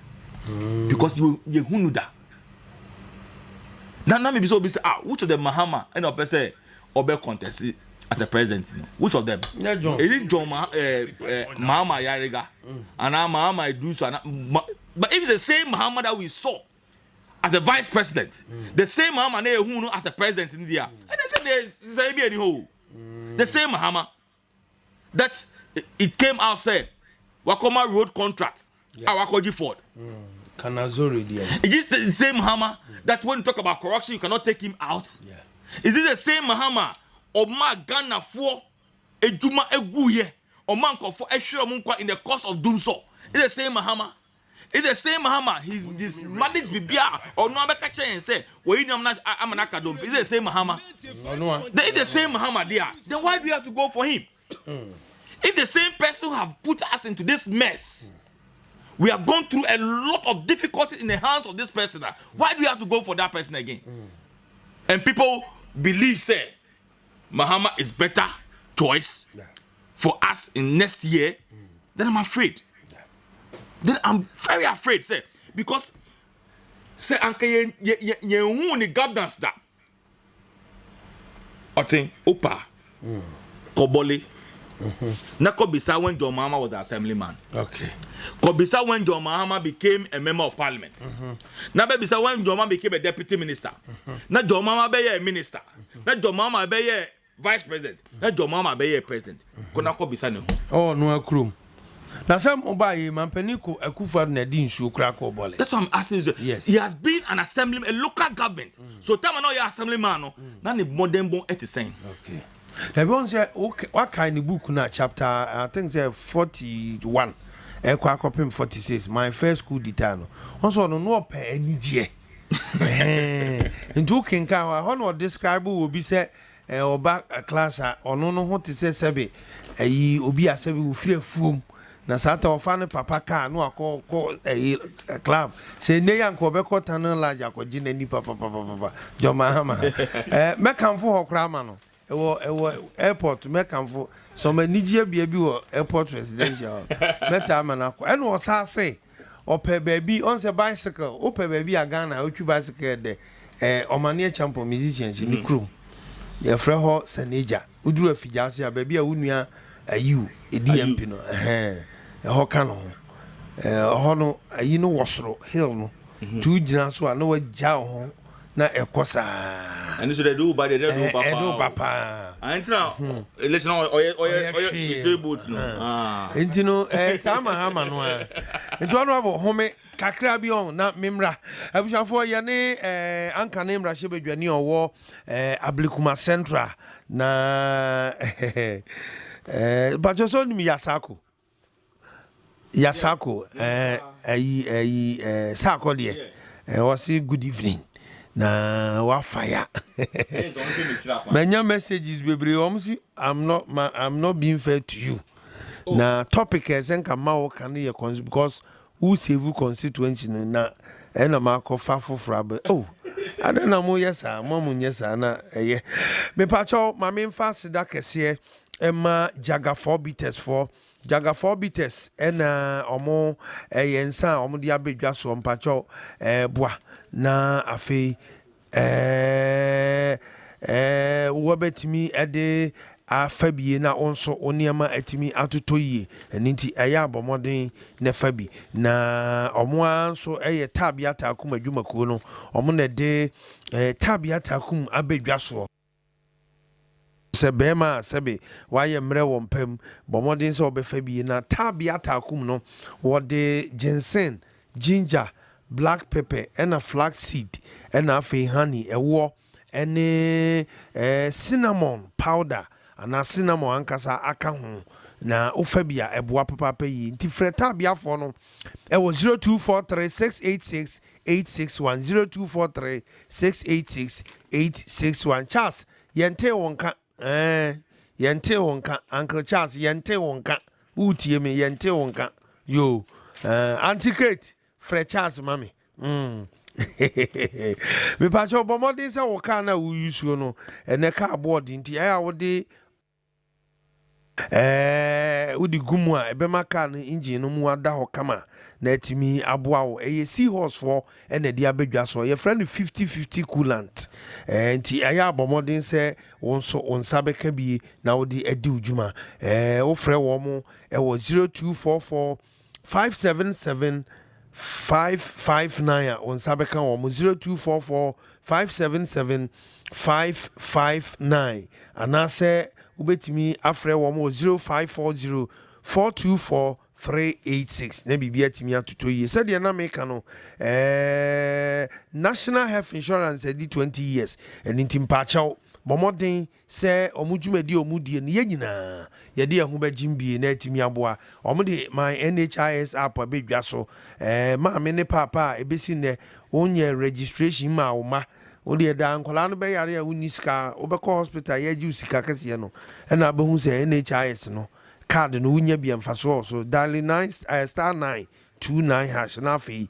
wonso watimi adi dwuma ewo so ofo no okwa omobechiro anampokura say short code A6447 6447 MTN any Vodafone na bibia timi atoto ye from 0544 446 447 na bibia timi atoto 0544 446 447 Meka Osemene, the former member of parliament for Ablikuma Central in the Greater Accra region, were member of Dr. Mamutu Baumia campaign team no Okahubi and our communication team no he's one of the member and you may all pay justice to the issue. Me patrol yentie health insurance any Jaga 4 beaters from ra yeba na femini honorable yenwie kra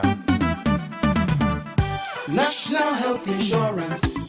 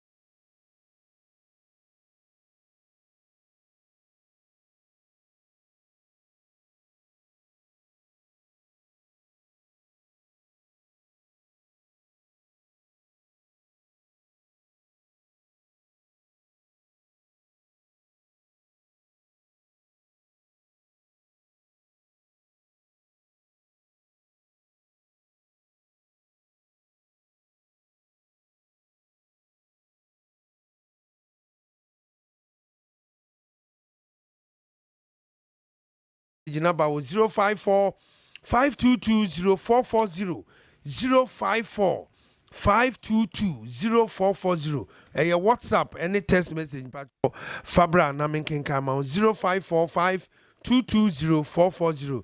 We say good evening, Mr. Oteng.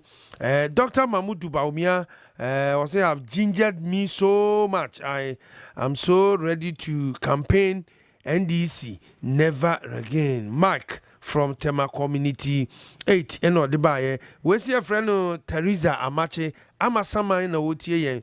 Also good evening to Wontumi Radio and Movement TV and greetings to your guest Honorable Ebenezer Ninete na wabwa juma papa ntiana wachiano amame ose to youth organizer Ablekuma Central. Also good evening.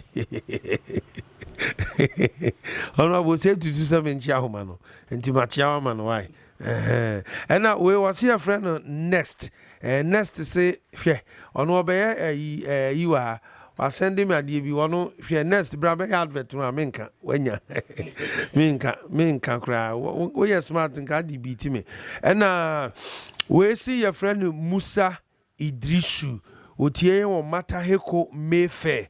Also catch my honorable say enyumre nyame hia no pa na yetie na mayakoma aton yam no say Mr. Oteng oba ye ho a ose na gata bi da ho aba school bi wo down ho si school bi I think say yi ho no worka ba bi a udru traffic light na ebi ba asori down ho school na wo kwan mo friend JT aha was it ho aye o nyina wo na we wa confirm ampa wa confirm and now we nso say your friend Shadrack ono nso tie wo o say tie wo 3 junction amasaman o say oboy abaso papa na Dr. Baumia all the way na mamenkenkai text message ne kakra we see a friend Stella dansoma na wotie yen o say on tias say Ablekuma Central for eto abeti honorable nete na because wotie project ne niam waka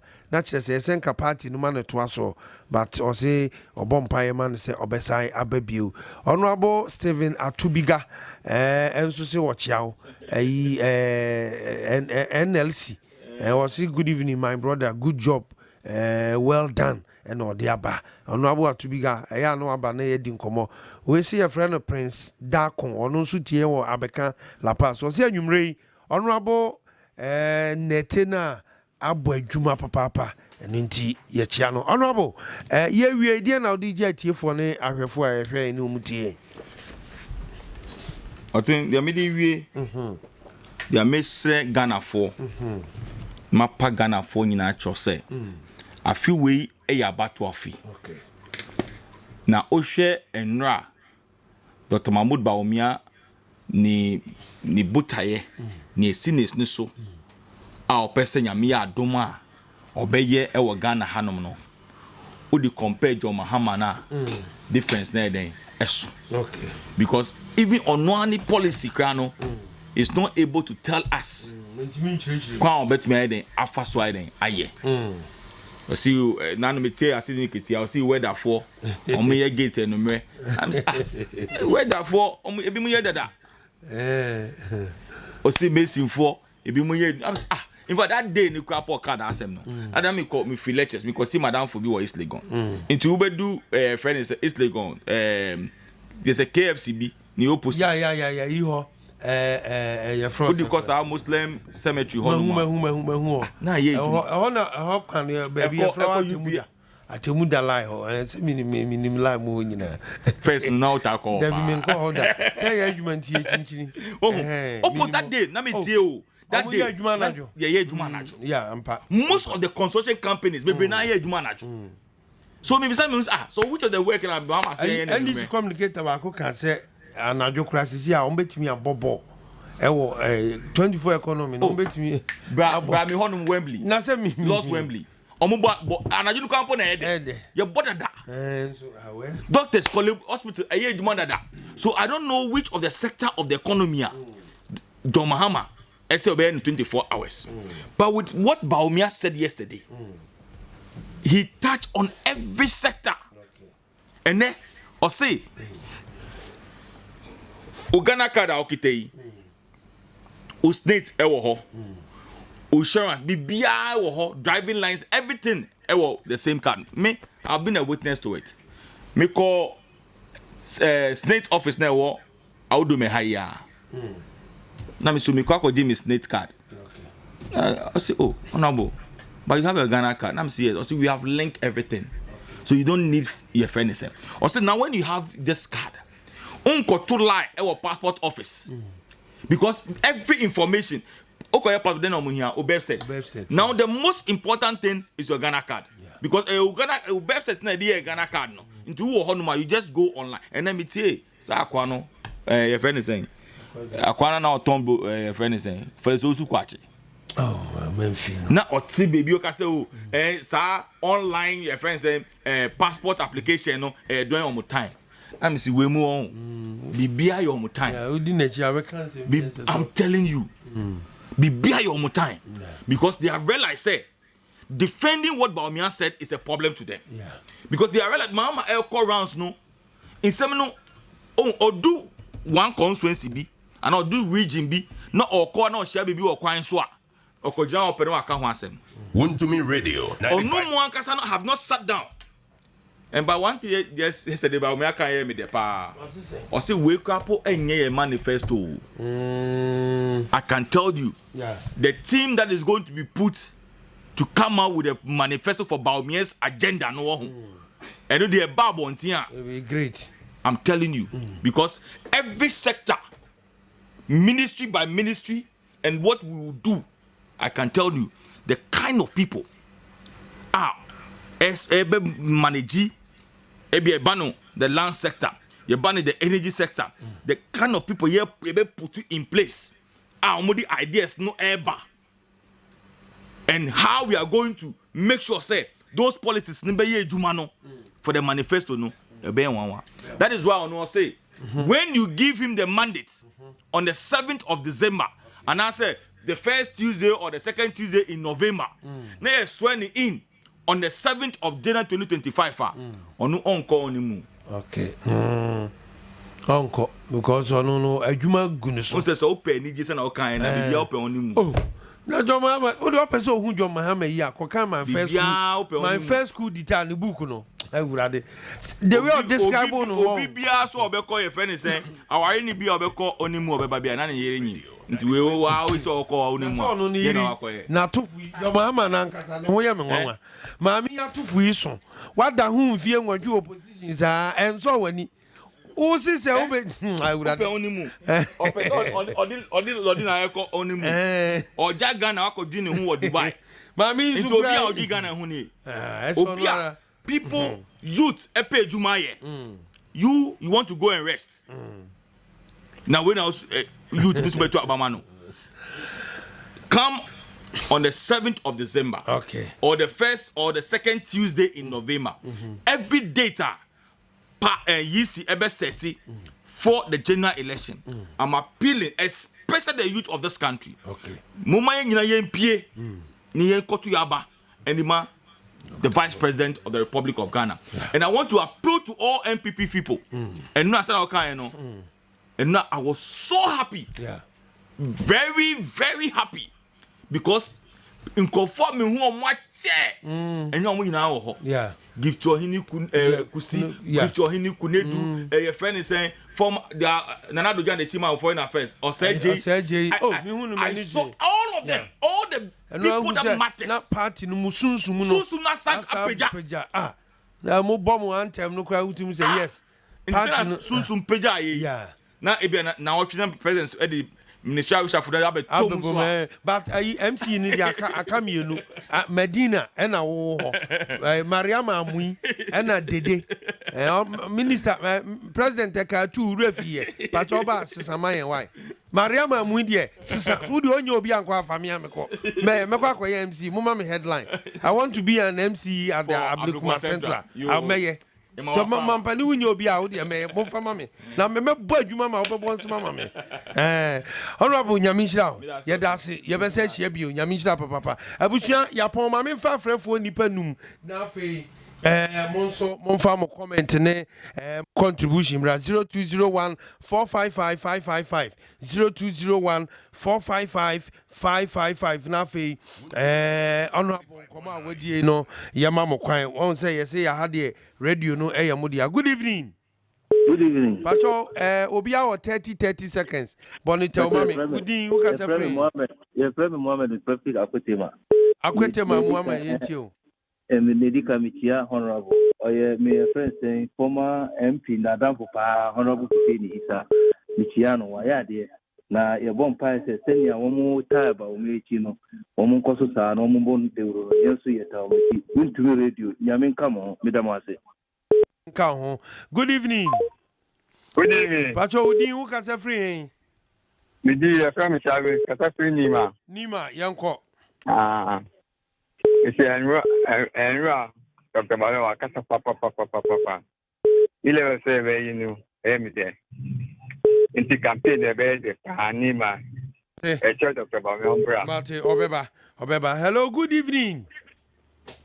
Good evening Oteng. Pacho udin who can say free Yeah, akafia phobia ni okantamato. Yo akafia mpacho yentio Yo tide di kamane mo abaso ane honorable said you always have attention se mo be na say MVP award na aba million mo NDC for me to market asema Dr. Mahmoud Omi ade abatu gay but me what is some of the video keka obviously we na nado aba ama na say ko ya mo fi no yen to mo se and you see I guess you then what you know one any so do what the two guys were maybe on come we are who say only assembly because and young go getting improve getting on na you do my obi o see about money no go do Dubai say party we obi say Ghana for a strategy the pembre from and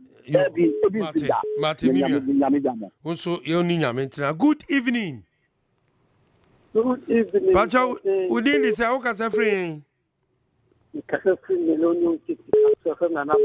Nana Pacho mane so na yenko. Oh, doctor, Nami Shirano. Na honorable so better one. Na me one home by. Nami Shirano. You see, you dream more of this doctor. Nyamenka so Pacho na twa to good evening. Hello, good evening. Una twa to. Good evening, Mr. Oteng. O ka say free Medi Ben, ni kasafu Krobo Dumasi Ben, yedasi, yentio. Yo, me pacho, pese million kesi ema communicator na ho na na say honorable. Yeah, honorable. Yeah, waya dia pa watreni umemo pa wa mama ni aje. Na doctor dia, you to know. Yani ebe juma no because the vice president with me say president fufu bin couple the 1.2 billion the year the amount mine now what be no we say there no here anka 1.2 billion dollars there nka on the only 200 million that 1 billion in impono fanye na insisa no be kan on fan ko hwe busia nso wanya sao Mr. Oteng when you 200 million pool when you 50 million, when you 10 million, 5 million, when you 4.5 million, you not 1 billion anymore. It's coming. See the kind of respect. Me salute I was the from papi. Na NBC phone in Kumasi said, say wine. Say among Fondi Abrona wine, na Kenimra. MPP for my money na wow. The more money na because it's also a accountant general. Offering the post. How parliamentary yield. Does it make sense? Yamfansia. Abushanfo ya de course ni nyina si yebre no ekọ nyame ya domo a Okay. Okay, mami ndija kakra wa ha. Nyame ya adoma Monday yebeba na me pacho wo said ye me kan ye no. Joma ama de opanigie papa. Enti Uncle John, Ghana for some person omuhu nti pacho nyame ya adoma enedwa enede mabrami ntimi ma ochena yenhia wo tunnel lunch wo airport.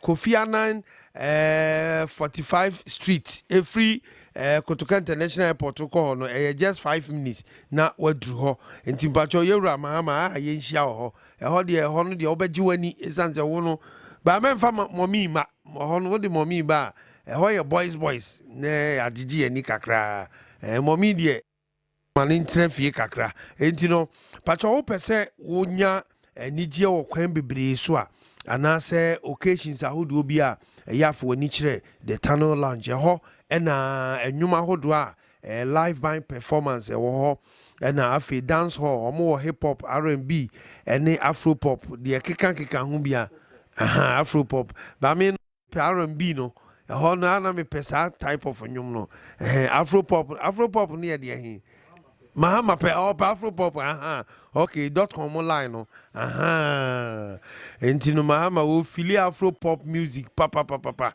enti bacha ochina jo Mahama beba ho enti mumye nyina yenko na adwumakuo yi enko so enti bacha eya na wakọ ye occasions bi apeso ye ho obetimi afre omo se opeso no omu dinkita ho a 0551 556 444 0551 556-444 and now say ubefre 0551 556-999 0551 556-999 Pacho Seahorse for my dikan kase card ye ne boarding and into who pese wo car engine no mu da ho kama yafa oil a ebetimi ama wo car no engine no nya problem bia enti na me say Seahorse for de no your friend 50-50 engine coolant ebema car no overheating adwo form ubetimi a free paga e de abakra azim etu yendi baby bia ubetimi etimi de car no akọ eya no afre wo mo e wo 0244577559 0244577559 na 0540-424-386 Chey National Health Insurance na wo china me ba ho na me pacho enam se 20th anniversary ninti no pacho na health insurance so onu omo edinkita ho wo bra ene nhihye kro omo de aba 70 years and above yem papa ne yem mama omo anyini ekọ omo anim no benefit package a omo aye nhihye na cover over 95% diseases ne conditions a wodo e wo Ghana no yade a aiboa papa na no opani bi frem wo se no o tie sa me kan o call hospital no ne yade enuru omde ma ne nyina wantua kapre eno ntimi srew bomodin se NHIS de wo ye ofo a wonfa ni agro wo ye nipa a emfa ni agro frɛ wo mo 0544 446 447 0544 446 447 Jaga 4 bitters eyensa a wodi local herbs na aye eno nso be ma wo fa bia eboa eno kura de yema mema ene ma nyina 18 years ekono pacho eya na wa fa bi na watimi edi ujuma de atwato no ye tabia takum eno de maka mema no papa mema o ma ye mre wo mpamu a o muntimi mo adwuma bomodin so obefa bie na obegina so ama wo ya ba mu a na wuni 18 years kwa nkofa bi na wankonya asem misrawo enu nti bomodin se obe no mo be dinkita ho 0243 686861 02436861 there be 686861 and 024 62265 now the 54 aka ho me pacho ye di dwumadie ni nyina si wo na wotwedie mu nyame ya adom a adwada ye de Ghana nti dwumadie ebebrew me ka wo se Dr. Mamudu Baumia campaign official asase eni ntu ye MPP ni a ba bia wo begina bia di Baumia ho adanse ka Dr. Baumia ho asem market ka mu sade nkrofo tena ka mu kanyamsem no political evangelism monso mon hyase sade be ye betimi aboa ama MPP atimi ato adwuma pa yewura Kufuado ayeso na miru akufuado nipa miensa eniwanimu ya asesa omoma me baako eye wa unua kenoforiata miami ofa no sesa no mame Mariama Amui MC Ablekuma Central sesa no ena Madina Dede ono so sesa no yenim se ba na wotwe awie de president beba enigye beba na reshafo aba Ignatius Bafo employment sesa no Kwaku Agima Manu Minister of Health sesa no ena mekopelis na ba Monday mebubo ni nyina nyame hwe ye so yewura krijo Kwaku ena ehwe ye ena man yi so